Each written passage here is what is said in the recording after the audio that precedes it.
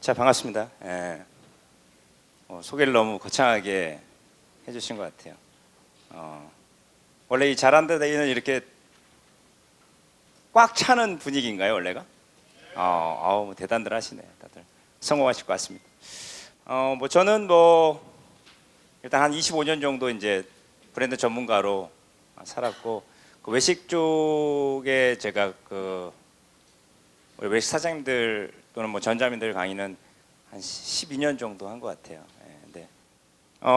오늘 이렇게 아카데미에 오셔가지고 다양한 섹션에서 여러분들이 공부를 하시게 되면은 생각이 참 많아지겠죠. 내가 지금 잘하고 있는 게 맞느냐, 또 앞으로 뭘 어떻게 해야 되느냐에 대한 생각이 많은데, 대부분은 아니겠지만 상당수가 하는 게 없습니다.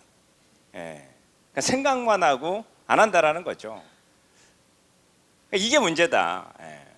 그러니까 여러분들이 오늘 이렇게 메모를 하시거나 아니면 인사이팅이라 그래가지고 저렇게 하면 되겠구나라고 해서 좀 이렇게 통찰력이 좀 생기면은 작은 거라도 실천을 좀 해보는 그런 계기가 좀 되길 바랍니다. 바람이 불지 않을 때 여러분들은 왜 가만히 바람이 불 때까지 기다리느냐?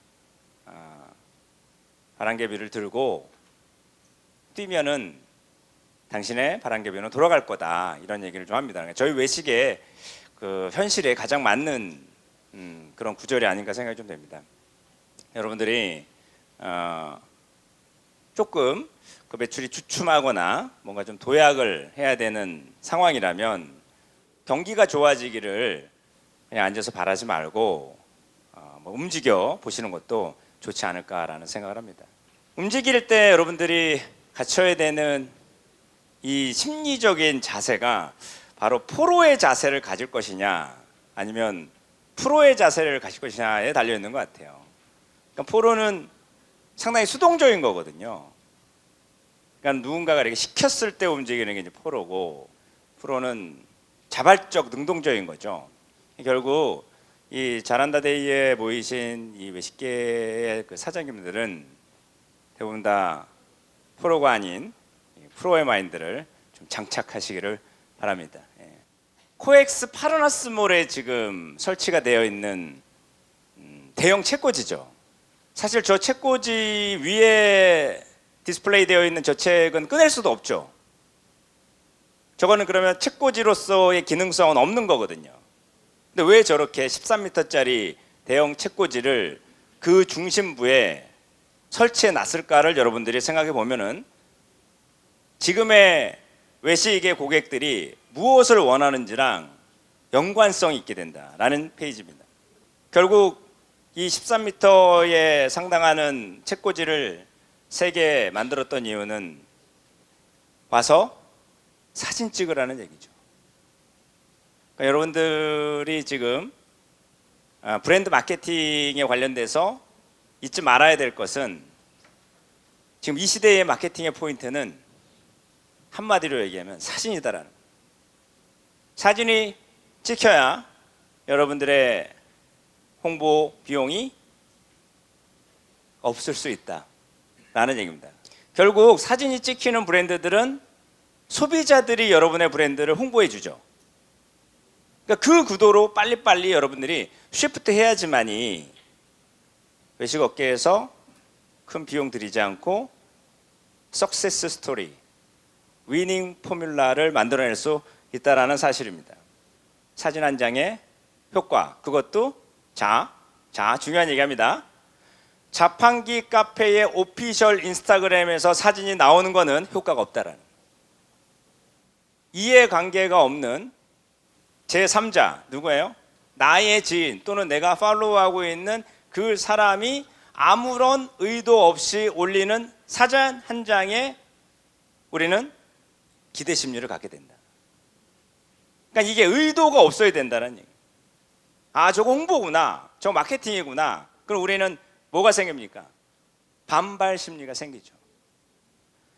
어트랙티브 비주얼에 대해서 고민하라. 결국 결론은 사진을 찍게 하는 거다라는 얘기입니다.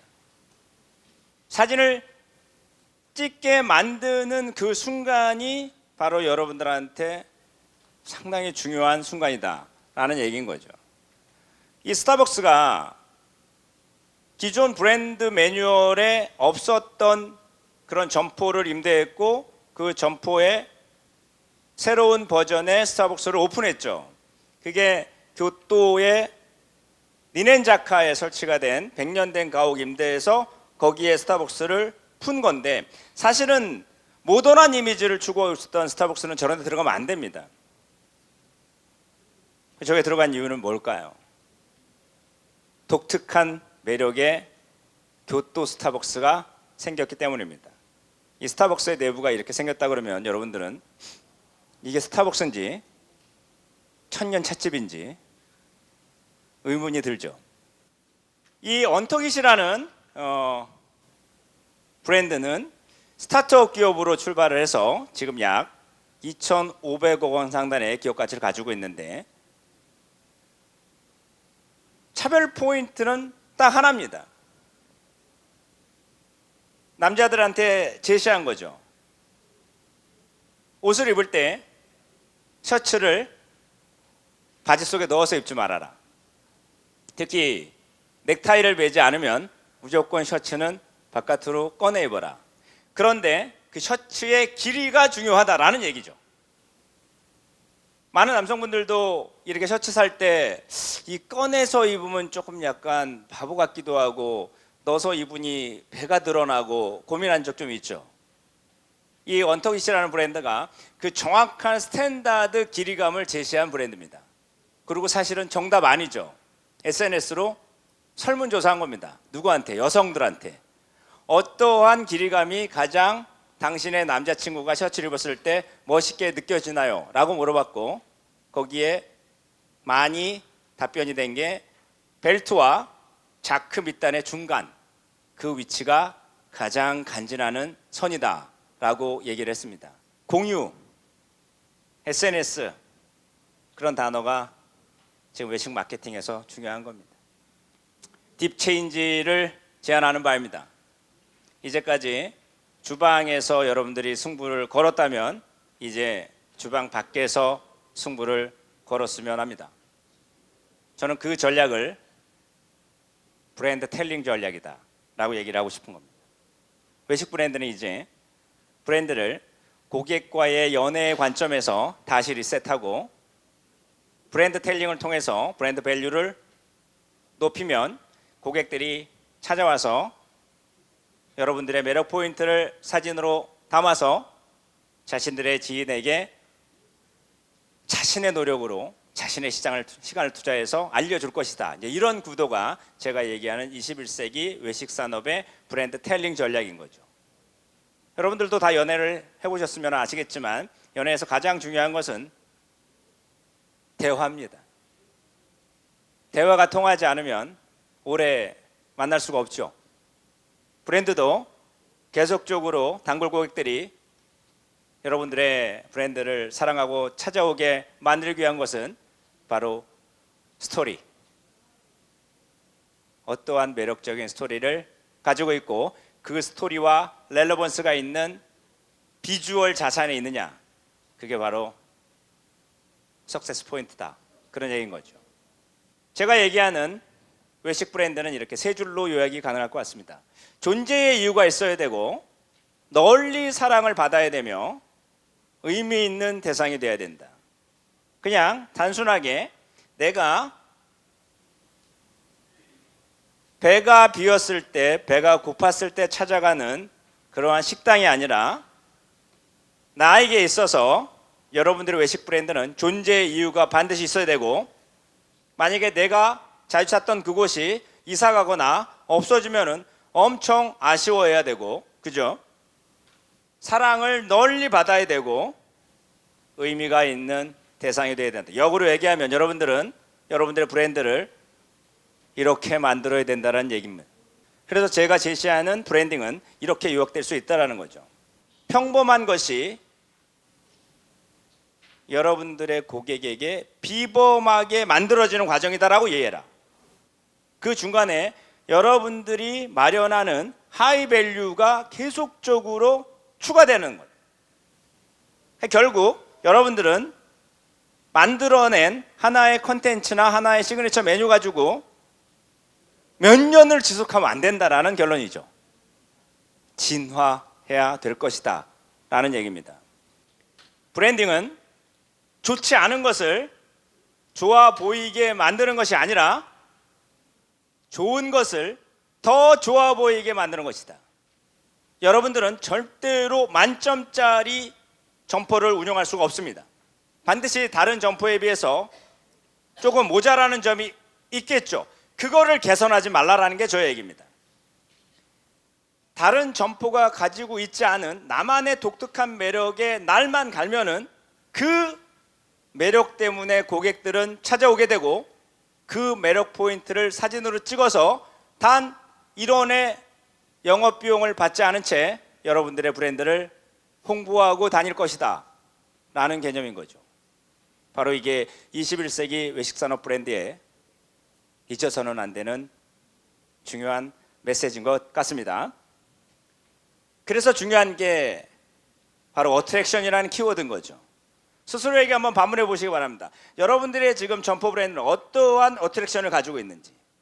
제가 또 하나 예시가 나갈까요? 대한민국의 외식 브랜드는 이제 죄송하지만 사장이 있는 점포와 사장이 없는 점포가 나눠지게 될 겁니다. 왜냐하면 디지털화가 되면서 이제 디지털 오리엔트된 고객들은 반드시 아날로그를 지향하게 되어 있습니다. 그러면 기계가 만들어내는 음식보다는 셰프, 다시 말해 주인이 만들어내는 음식을 원할 것이다.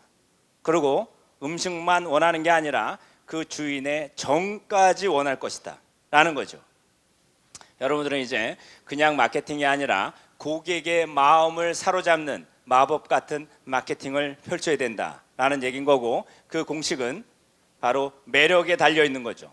기존의 마케팅 툴을 매력에다가 곱하라. 그러면 뭐가 된다? 마력이 된다. 마력이 되면 여러분들의 홍보는 필요 없게 됩니다. 왜? 소비자 A가 소비자 B, C, D에게 다 스스로 알려주기 때문인 거죠. 결국 결론 슬라이드 하나를 만들자면 고객들은 광고뿐 아니라 신문의 기사도 안 믿을 것이다. 그럼 뭘 믿느냐? 나의 지인, 그 지인이 이해관계가 없는 지인. 예를 들어서 여러분들의 브랜드와 이해관계가 있는 지인이 아니라 이해관계가 없는 지인, 그 지인이 인스타나 페북을 통해서 올릴 때 그 내용을 한 번이 아니라 2번 이상 반복해서 내가 봤을 때 그 집을 찾아간다는 겁니다. 이제 여러분들은 오늘 이 자리에 이 시간을 통해서 과거의 톱날을 빼내라. 그 톱날을 빼서 갈건 아니면 새로운 톱날로 바꿔 끼건, 그거는 여러분들의 선택에 달려있다. 하지만 과거의 톱날을 그대로 낀 채로 톱질을 하면은 여러분들은 아까 얘기했던 반복된 내용으로 또 돌아갑니다. 헛손질, 헛스윙, 헛발질을 하게 될 것이다 라는 거죠. 제가 장착하고 있는 모든 게 다 협찬이라는 사실입니다. 이 얘기를 하는 이유는 잘난 척이 아니라 여러분들 스스로도 퍼스널 브랜드가 될 필요가 있다, 이런 얘기를 하고 있는 겁니다. 왜냐하면 여러분들의 외식 브랜드는 사장의 브랜드가 반드시 리딩해야 되기 때문에 그런 거죠. 오늘 이 소중한 시간에 여러분들이 그러한 부분들을 좀 느끼고 돌아가시는 중요한 시간이 되었기를 제가 간절히 기대해 봅니다. 지금까지 박시현이었습니다. 대단히 감사합니다.